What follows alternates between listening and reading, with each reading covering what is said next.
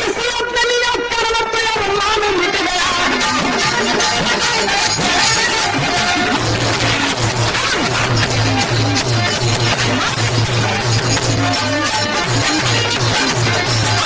अरे किस्मत ने लिया पर्वत और मान मिट गया। अरे धन धन के साथ कितनों का अभिमान मिट गया। एक दिन की है बात, एक दिन की बात क्या, एक दिन की है बात दशानन कुमार से कौशल राजा की राजधानी पहुंचे शाम से। मदहोश झूमता हुआ देखा है विमल से तेजस्वी एक नारी निकली राजमहल से। नारी के पास जाके रावण वचन उच्चारा, सुंदरी तुम कौन हो क्या पंडित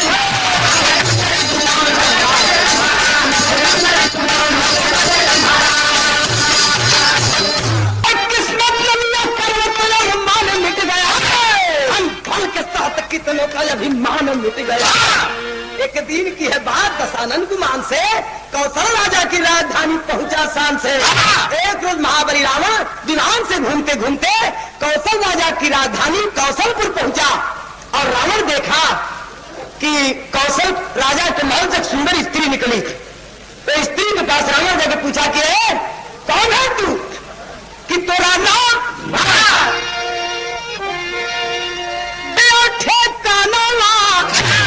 जरूर हुई, अरे जरूर हुई समय गुमन चूर हुई। रावण पूछा कि कौन है तू? वो कहती है कि मुझसे पूछ रहे हैं। हाँ तो ऐसे दूसरे से पूछा था ही कौन है तू? वो स्त्री अपना परिचय बतलाती है लेकिन कैसे?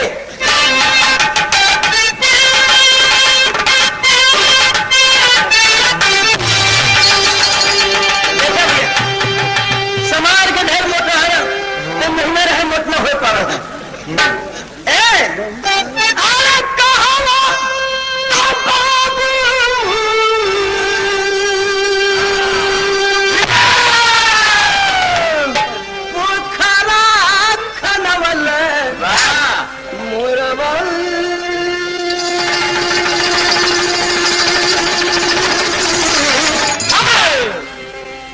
बनौले चारों घटिया घटिया एक में घटिया कह देला। अब हाथ जोड़ देला कि भैया धन्यवाद लोगन जो न कहना घटिया कहना तो वो बढ़िया है। लेकिन बात है कि सामने तो स्त्री परिचय देती है कि भाभी मेरा नाम बोली रावण से गुजारिया बबुआ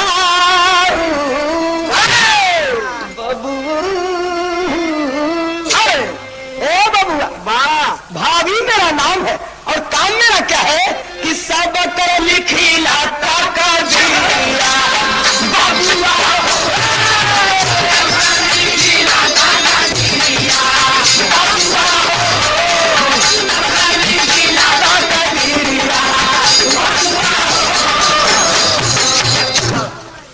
नाम मेरा भाभी है और काम मेरा है कि सबकी तकदीर लिखती हूँ।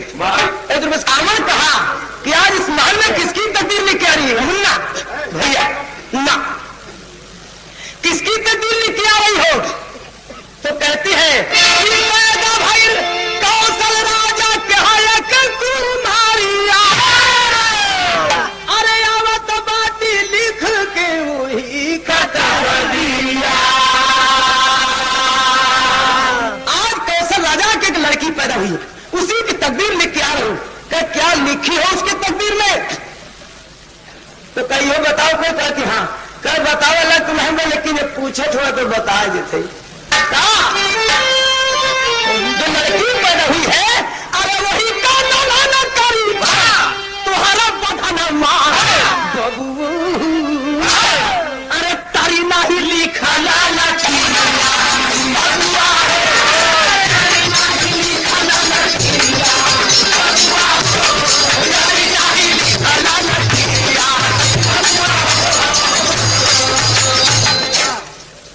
भैया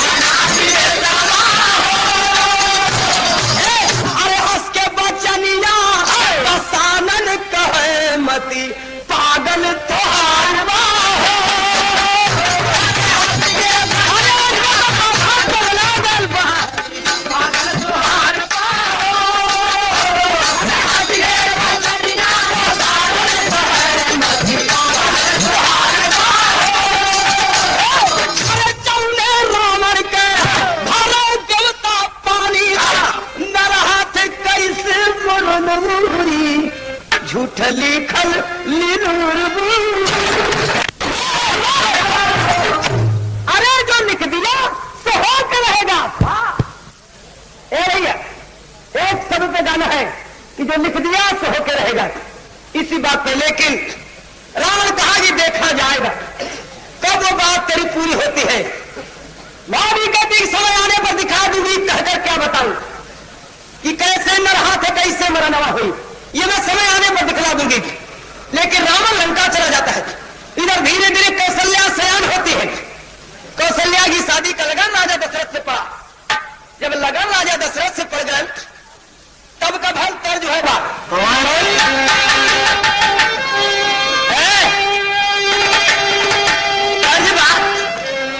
कि अरे ऊपरा चढ़ाता मोरी बहिया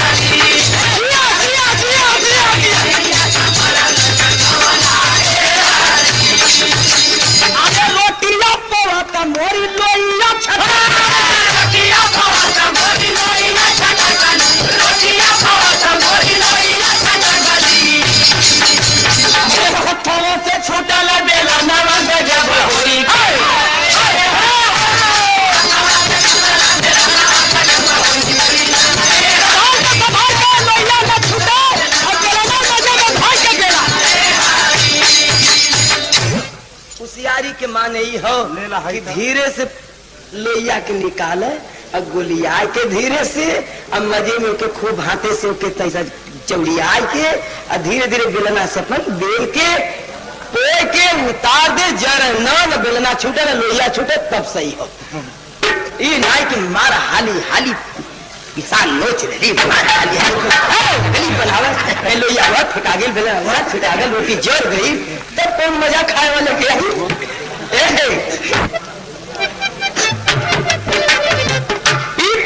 लेकिन गाना का भाव बा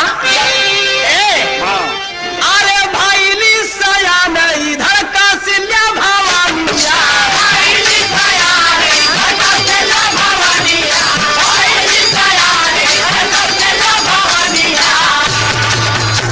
अरे दशहरा से पड़ल दिया वाला गाना पड़ी गई।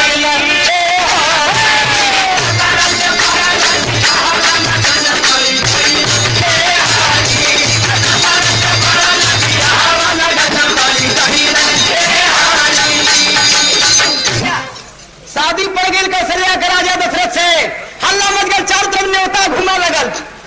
रावण के पता लगल कि वो लड़की सयान हो गई, ओकर बियाह राजा दशरथ से पड़ल बा। अब बियाह होई तो लड़का होबे कई, लड़का होई तो हमार जान जइबे करी। तेरी हमार तो तनी बढ़ जाए पति। अरे समय से कोई भारी है नहीं, तनी से और कम परत हो गई।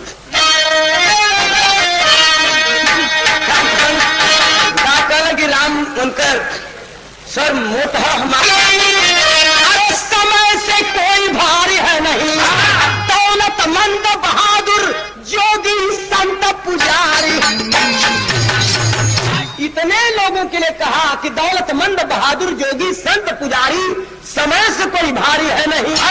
तो कुछ संशय रावण के मन में, रावण के दिल में शंका भइल कि कोई हमें मारे उड़े तो बांध लेकिन का जोनी कौन चलावे के।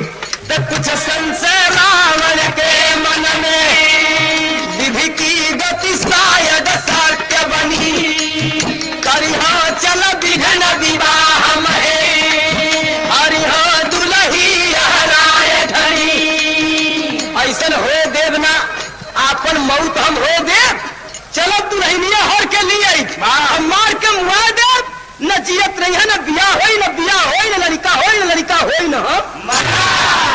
कटुबा सरही न बजी मधुरी पहुंचा कौशलपुर की नगरी करती प्रातः पूजन बिटिया बगिया मां पहुंचा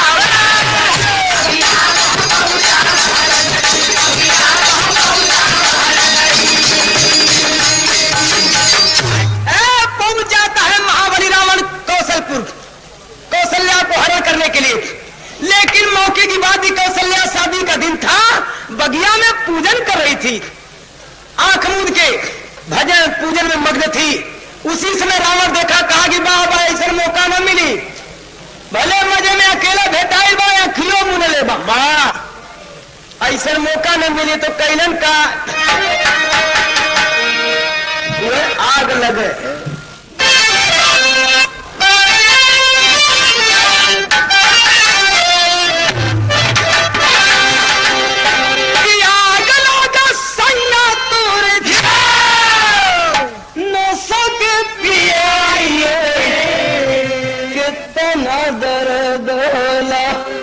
किलो हो भाई हो बड़ा दर्द रहा भैया तेरे कलाई में। लेकिन ये तो तर्ज रहा ना गाना का भाव बात वही बिना सगुन कढ़ाई में कौशल्या के काना अरे बधाला बा कलाई में कौशल्या के काना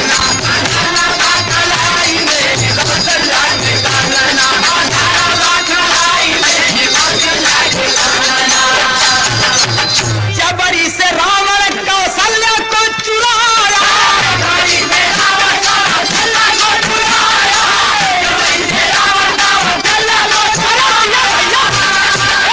पेटिया में बंद करके नदी में बहाया। हमारे बारात आई सीमा पर उछाई कौशल्या के कारण अरे बंधल वो कुनूई में मारा में जब मोटक बना गई जा तो मारा एकदम मोटकी लकड़ी धाज ए भैया। तो बात अभी सामने किराया कौशल्या को चुरा करके बैठा के विमान में लेके भागा और एकदम सुनसान जगह पहले है और भैया हो सुनसान जगह पहले। लेकिन बात अभी सामने तर्ज बदल गई कि बहुत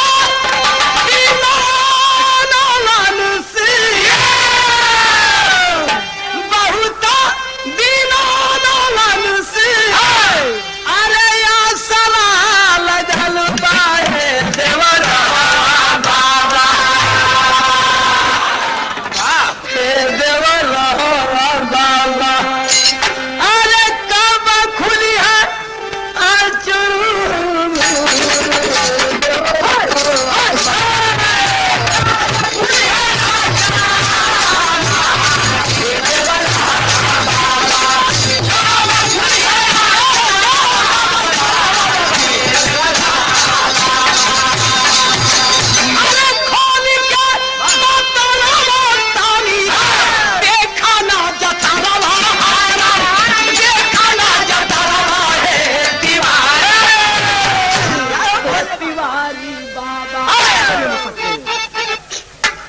देखा क्या कि लगन निहरा गई ना एक चीज देखा कहा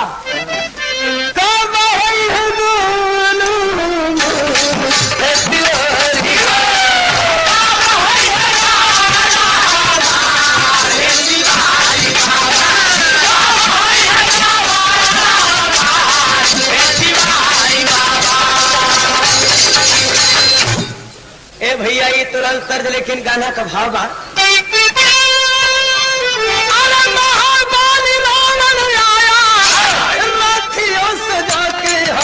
कटरिया हले हाथे कटरिया हले अरे मारी नहीं बदूल ही का जान हाथे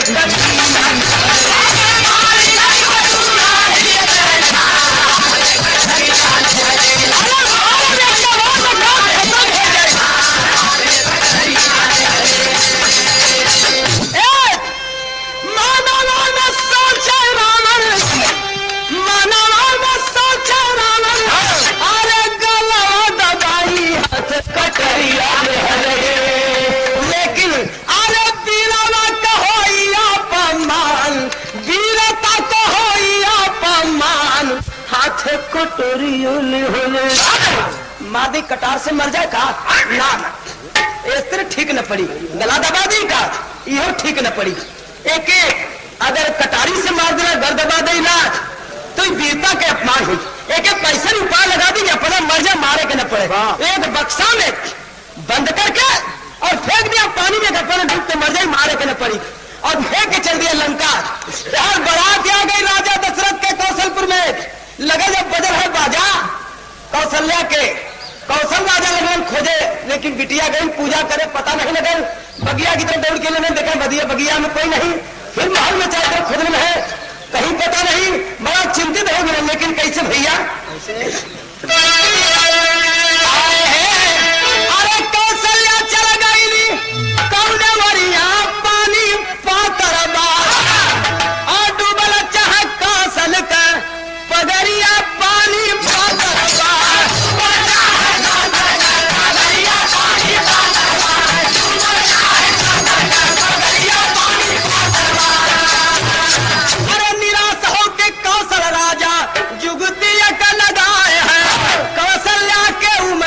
सुंदर डोमिना पुरवाए है अरे दुल्ही बन के खेवा मर नवरिया पानी पातरबा अलानी बनिया अवध की नगरिया पानी पूतुबा। निराश हो गए। एक डोमिन बड़ी सुंदर सुकुमार कौशल्या कुमार के राजा कौशल करेंगे बेटी तो ही हमारा धर्म की बेटी बन जा तो के विदा करके आप पर फर्ज निभा ले। हमारी बिटिया पता नहीं कहाँ गायब बा और तो के विदा कर दे जिंदगी भर राजा दशरथ कलानी बन के मौज कर दूं। डोमिनिया कह कि हाय हमार तकदीर, हाय हमार तकदीर पैदा भाई इतना नीचे जाती इतना ऊपर। लेकिन सोचे लगल का सोचे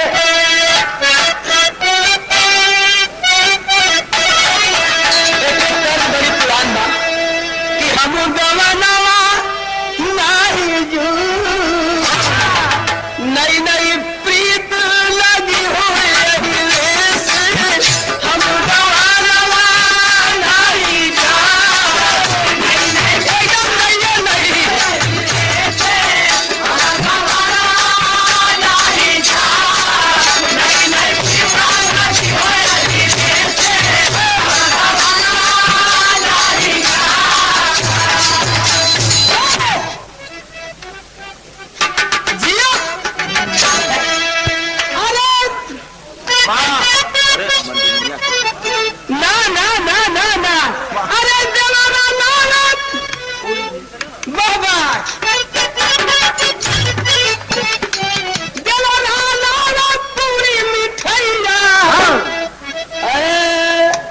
दूध मलैया सैया लिया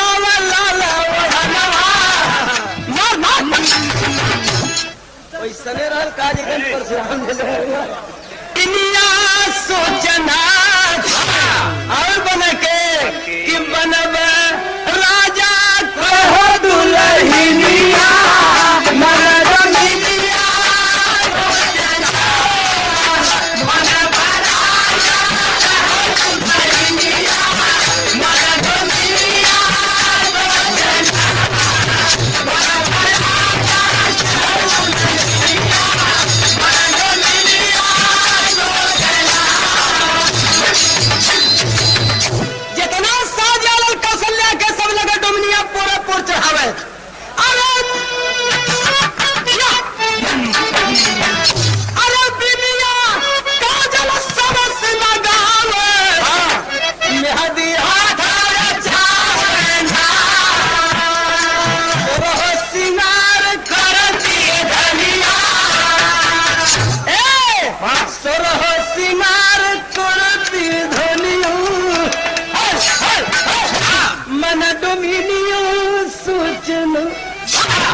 लगन तैयारी करे जहां जैसन जरूरत लो वैसन पहले और नतीजा आई बादल जब सहनाई ना। लेकिन है कि तनी पूर्वी बदलदा कैसे अरे कौशल राजा की दिया मन दम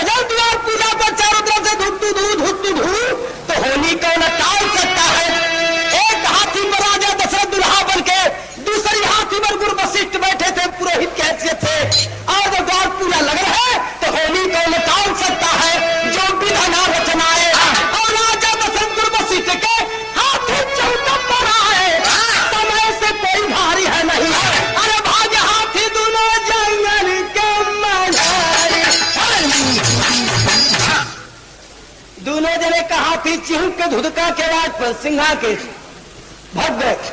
जब दोनों हाथी भगल में बरतिहा देखता रहे के रे ई कहकर दुल्हा गुरुदेव दोनों दिन गायब तेरे में आराम मास्टर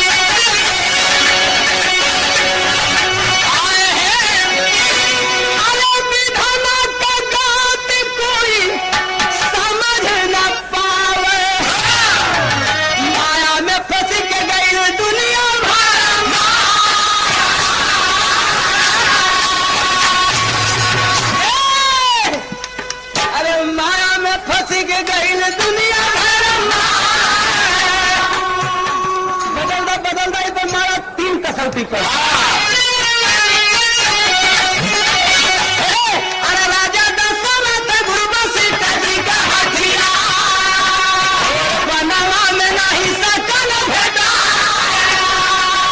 भैया दिया नहीं लगा दिया। ए भैया लगला बरतिहा लौटे कि जब दुल्हा नहीं तो बारात तुमने काम कर, लेकिन वही में कितना जो बड़ा जिद्दी रहन कितना साफा पानी लगा बढ़िया बढ़िया खूब तैयारी करके और गल बारात करत यहाँ द्वार पूजा पर दुल्हा गुरु तो भाग गलत, लेकिन कम से कम जल जलपान तो हो जाएगा चाहत रहा जरूरी है। अब ला दुल्हा गायब बात, लेकिन वहां लोग जिदिया लोग की सामान आखिर नुकसान न हो जब मेरे बा तो लिया हमें तेरी पानी में पी लो और तब जा। लेकिन जब हमाम मत ई न बताई कि पैसा वाला लोग जो पनिया पिए के मार के लड़ना ई बताई कि जो हमारे लोग एक पाउडर रहन तो हम कहेंगे नहीं नहीं जब दुल्हा नहीं तो बारात को काम का फिर चल रहे ताव के मारे घर पर पानी पिए ले चल रहे, लेकिन कितना दिन इतना झंझटी रह इतना जिद्दी है पनिया तो पिएगा कम से कम। ए भैया अरे भैया दिया जब पानी पिरस लो ना पिरस लो सब ही लौटल भैया दिया नहीं लौटल बारातिया ना हो गई ना रह गई सुनली की दुल्हा गाय बरातों लौट गई लगनी धीरे धीरे उतार उतार धर कि लिखल नहीं देखा राजा दशरथ गुरुबसी कदी का हथिया और बनवा में रुके नदी तीरे जंगल पार करके दोनों जने कहा एक नदी के छोर पर जाकर उतरन है तो राजा और गुरु उतर गए हाथिया से बड़ा नजारा जब नदी तीरे जा और राजा दशरथ दुल्हा के रूप में उतरन हाथी से और देखा नदी के तेज निगाह गई है तो देखा एक संदूक बहने आवत पानी देखा लगे एक संदूक पानी में बहने आवत बात राजा दशरथ जी पकड़ लिए जा। राजा दशरथ देखा कि महाराज ये बड़ा डबल बक्सा बा और डूबत नहीं बा डबल 5 कदम किनारे तो फिर 6 कदम बाहर चल जाता का मतलब बड़ा लपलपात बा। गुरुदेव कहते पकड़ लो के पकड़ के किनारे ले लेन है और तनी बदल के भैया आहिस्ता स्लो करके कैसे अरे खोले जब संदूक निकलल नामल दुल्हनिया बनल कनन हाथ में हदीस पूछे गुरुदेव बेटी परिचय बता पवन नीर मोहि दिया पानी में बहा। खुला तो एकदम सुंदर सुकुमार दुल्हे निकल गुरुदेव पूछेंगे बेटी अरे कौन तेरी ऐसी हालत किया तो सगरी हमानिया कौशल्या जी बाबा गुरुदेव होली कौशल्या का मेरा नाम हो गई है कि बनाने गुरु दिया सरिया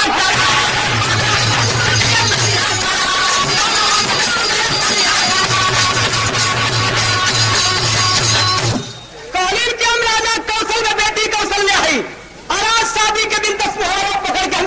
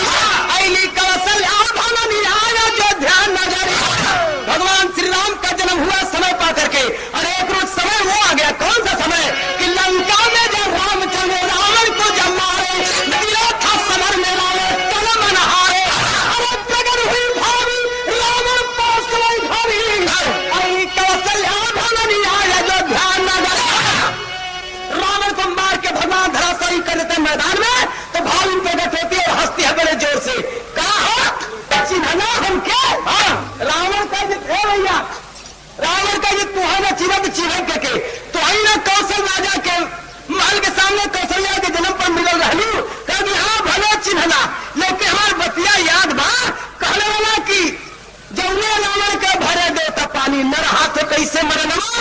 तो अब कहीं का के अखिया से देखला कि विष्णु विजयी रावण देखो विधाना की माया, अरे लिखा था सो हुआ नर के हाथों तू मराया। अरे सो कित मेरा रावण कभी लिखा ना तरी ऐली कौशल्य भवन आया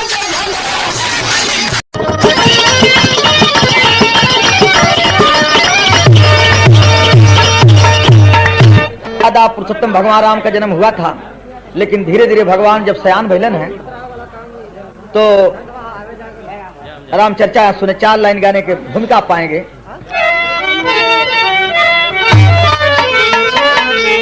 आए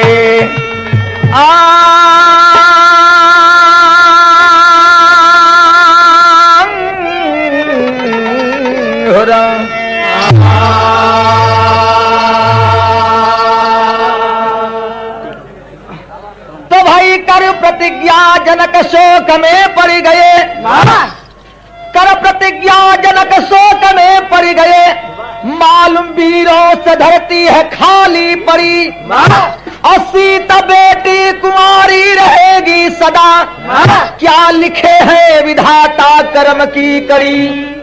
सुन के ऐसे वचन बोले क्रोधित लखन कर भैया की आज्ञा को पाऊं ये भी, तो तोड़ दूं उसको कच्चे घड़े के समान, क्या पूरे ब्रह्मांड को उठाऊं ये भी।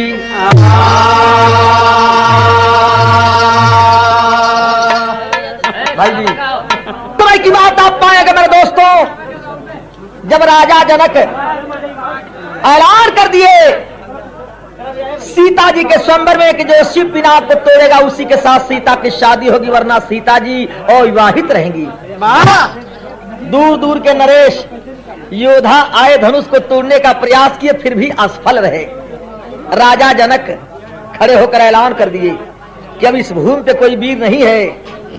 लक्ष्मण गुस्सा आ गईलन और गुस्सा करके खा मिलन है, करन आप कहे ऐसा ऐलान कर दिला, अगर भैया राम का आदेश पाई तो धनुष कौन चलावे, पूरा ब्रह्मांड चकनाचूर कर दे, धनुष का कौन बात हो। हे भैया, लेकिन भगवान राम इशारे से लक्ष्मण को मना करते हैं। एक बड़ी पुराण तर्ज पाएंगे आपको, वाली के भर दे झोली भर दे झोली मेरी या मोहम्मद, भर दे झोली मेरी या मोहम्मद, द्वार से मैं न जाऊंगा खाली, भर दे झोली मेरी या मोहम्मद, द्वार से मैं न जाऊंगा खाली, भर दे झोली मेरी या मोहम्मद, द्वार से मैं न जाऊंगा खाली। लेकिन भगवान इशारे से लक्ष्मण को मना करते हैं, कैसे कि राम फेर तिरछी नजर को, मौन भाई लखन हो गए हैं, राम फेर तिरछी नजर को, मौन भाई लखन हो गए हैं, राम फेर तिरछी नजर को, मौन भाई लखन हो गए हैं। का दीपक दीप है और जग का दीपक भान, कुल का दीपक पुत्र है, मुख का दीपक पान। भैया के बार बार नमस्कार प्रणाम बा। लिखलन कवि जी भगवान इशारे से लक्ष्मण को मना करते हैं, क्या कि अरे राम फेरे है तिरछी नजर को, राम फेरे है तिरछी नजर को, राम फेरे है तिरछी नजर को, कि अरे मौन भाई लखन हो गए, मौन भाई लखन हो गए, मौन भाई लखन हो गए।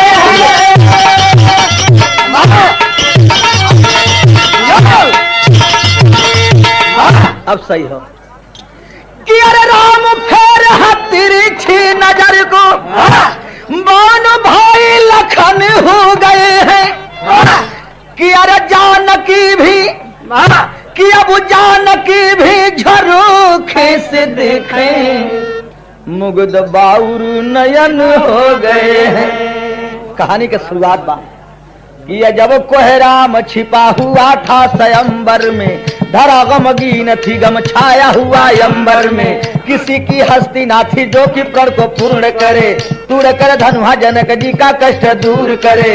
अंत में राजा जनक दिल में तब उछाह किए, तूड़ कर धनुहा राम सिया से विवाह किए। अंत में मर्यादा पुरुषोत्तम भगवान राम धनुष को तोड़ते हैं, मां सीता से शादी हो गई। और माता जी के मांग में जब सिंदूर पहना दिया गया है तो जनकपुरी के गली गली का वातावरण एकदम खुशी का लहर दौड़ गई। कभी लिखले हो उनका भाई साहब भाई हो लगल है तो बड़ा मार्मिक भाव, बिटिया अमीर का हो चाहे गरीब का, जब बिटिया नैहर से सासुर जाए लगली बड़ा दुखित वातावरण होला। आज यहाँ का हालत का हो तर देखे पैबा, यहाँ माता बहन लोग शादी ब्याह में कभी कभी गई हैं, का गावेलीन कि आवा काली मैया बैठा, अरे आवा काली मैया बैठा, अरे हमारे आंगनवा अब देव साधु। आजमगढ़ बीरबल भाई इधर पुरस्कार दिए तर्जवा पर कि आवा काली मैया बैठा, अरे हमारे आंगनवा देव सतारंगिया बिछायो, अरे गैया के घिउआ से हुमावा करैबे, आ धुआवा सरग में रायो। और हम का गैला कि अरे जा जा काली मैया बैठाया अपने आसनवा, आ गैल मोर घिउआ ओरायो, कि दूधवा तकुल अरे बलटहवा ले गईले, तो दिहल बजरिया धरायो। लेकिन यहाँ सीता जी का बात हो, चाहे बिटिया अमीर का हो चाहे गरीब का, जब नैहर तो सासुर जाए लगलिन बाबूजी तो नैहरे का बड़ा दुखित वातावरण होला। कौन चीज कि अरे बेटी कभी दैया हो गजब समैया, आ दिल न करे जवाहिला, अरे माता सुनाए ना कभरली नजरिया, तो जनक जी के दुख ना सहाय। सीता जी ससुराल जाए लगली तो दुल्हन के रूप में सखी सलहर जुट करके इनकर श्रृंगार करत हैं। कैसे कि अरे सीता दुल्हनिया का सागरो बदनिया रंगाई गईली ना, आइन के हथवा में मेहदी सोहाई गई, हथवा में मेहदी सोहाई गई, के हथवा में मेहदी सोहाई गई, के हथवा में मेहदी सोहाई गई। कि अरे बाबा का भावा नवारे होता बा सपनावा समझाई गईली ना, जय एकादशिया बिहान दुआदशिया तिरसिया के ना, अमोर बनी है गवनवा तिरसिया के ना। एक डुप्लीकेट तज निकलल कि अरे अंगना मोझारी झारी दुअरे घूरा नवालू से जामी गईले ना, आता में अलहराया मोलावा से जामी गईले, आता में अलहराया मोलावा से जामी गईले, आता में अलहराया मोलावा से जामी गईले। कि अरे बाबा का भावा नवार होता बा सपनावा दुखाई गईली ना, अमाई रोवे मोरी गोदिया छोहाई गईली ना। अब सीता जी ससुराल पहुंच गए अयोध्यापुरी, देखे वहां चले साथ साथ बड़ा खुशी का वातावरण है। जितना नैहर दुखित वातावरण हो जनकपुरी के, उतना अयोध्या में खुशी का वातावरण हो। अब चले अयोध्या में ससुराल में जब पहुंचली माता जी तो वहां का भाव कभी तेज घंटे बढ़ा दिया कि अब दुल्हनिया बनी के अइली जानकी, कि अरे दुल्हनिया बनी के अइली जानकी, हंस रघुवंश राम जी राखा कुल कपनिया, दुल्हनिया बनी के अइली जानकी।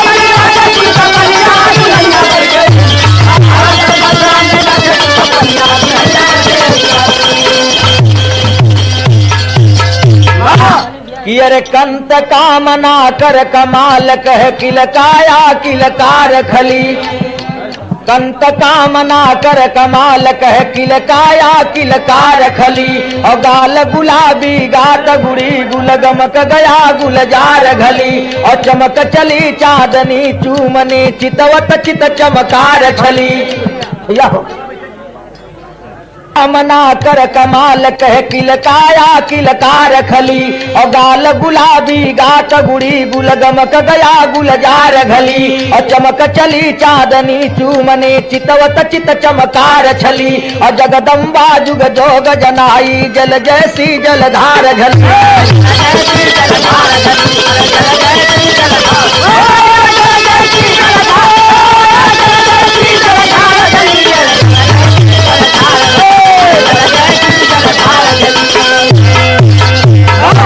अरे अली जब की अपन ससुररिया सीता रानी हो।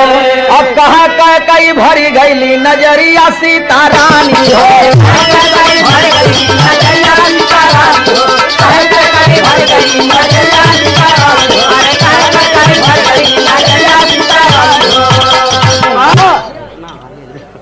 जन्म के पहुंचली न है अब आ जा कह चली न सीता जी का मुंह देखा बदे। और कहत का बाटिन पहले मुँह कि अरे पहले मुहवा देखे बदे आई कह कई माई हो। कह लैला बहुआर हमसे मुहवा का देखाई हो। अरे चमचम चमक सोने का करिया सीता रानी हो। और तारे लगली मुहवा से चदरिया सीता रानी हो। सर्वप्रथम कह कई मतारी पहुंचलिन है। सीता जी का मुंह देखली मुंह देखाई में सोने का महल दे दिलिन। एक बाद कौशल्या जी का पारी आई। कौशल्या जी पहुंचलिन सीता जी का मुंह देखलिन जरूर लेकिन मुंह दिखाई में अपन पूरा जीवन का कमाई राम के ही सौंप दिली सीता जी के हाथ में। अंतिम प्रमाण है सुमित्रा जी क्या सोच रही हैं कि अब सोने का महलिया रे कह के दे दिहली। कि अरे सका नहीं कोई उनका जोड़वा हो लगाए। ए भैया कौशल्या जी दिहली अपने जीवन का कमैया। ये अक्षय भारती के पुत्र अरे बोला सीता हमसे काले मुँह देखैया। अरे यहाँ की देबू घलुई में कमा चलाए। सीता जी तब हंस के बाबू नर में से बोले अरे जवन करे दुनिया वह कराया। सुमित्रा जी पूछत हैं कि कैकेयी जी सोने का महल दली कौशल्या जी राम के दहलीन। अब हम तो के मुंह दिखाई में का दें लेकिन माँ सीता का जवाब दहलीन कि अरे जवन करे दुनिया वह हो कराया। तो हो करके लाचार लक्ष्मण के बोलवली। अरे लक्ष्मण के लहली अपने गोदी में बैठाए। अब लक्ष्मण कहा थवा थमाव सीता के कही न के मत जनिहा तू राम जी का भाई। अरे बेटा के समान इनका करिहा दुलरवा। अब छुएल चरनिया लखन कब जाए। लक्ष्मण के बुलाकर सुमित्रा जी गोदिया बैठा ले लें। हथवा पकड़कर सीता के थमावे लगली। मुंह दिखाई में लक्ष्मण के जब देवर लगलिन तो एक बात कहलिन कि तुहार लगहन देवर लेकिन आज से मुंह दिखाई देते बा भाई बा में देते हैं। और इनके देवर मत जाना अपन बेटवा माना। और गोदिया में बैठा करके सुमित्रा जी जब दहलिन तो लक्ष्मण के सीता जी गोदी बैठा ले लें। बैठा करके लक्ष्मण को उसी समय से बेटा मान लेती हैं। रामायण में आप कहीं भी प्रमाण नहीं पाते होंगे मेरे दोस्तों कि सीता जी को लक्ष्मण कभी भाभी कहे हों। माता का हमेशा स्थान दिए यही कारण था कि अरे सीता जी तब गोदिया में लहली हो बैठाए। और लक्ष्मण के बेटा बनाकर गोदी बैठौलिन है अपन मुंह दिखा दिलिन लेकिन लक्ष्मण अपन फर्ज का निभौलन। कभी लिखलन कि 3 मुंह दिखाई कैकेयी जी सोने का महल सुमित्रा जी राम को और सॉरी कैकेयी सोने का महल कौशल्या जी राम को और सुमित्रा जी लक्ष्मण को। लेकिन तीनों मुंह दिखाई में सबसे अच्छी मुंह दिखाई कौन हली सुनला कि अब प्रेम का निशानिया मोहला मनवा। कि अरे प्रेम का निशानिया मोहला मनवा। अरे प्रेम ऐसा नहीं धनवा हो चाली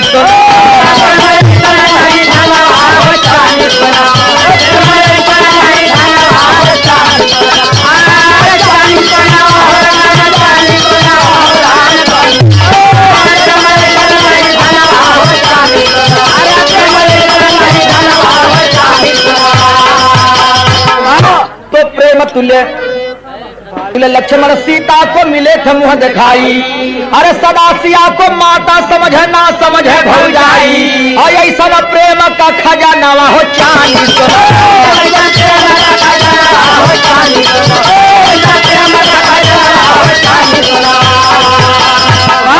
तो गुरु बिहारी गुरु गणेश का गजब प्रेम का नाता, रामलाल गुरु बच्चन चंद्रिका कवि नरेश का प्रेम मन भाता, अरे दुल्हनिया बनी कैली जानकी, अरे बेचन रामदेव करते हरि का भजनिया, दुल्हनिया बनी कैली जानकी।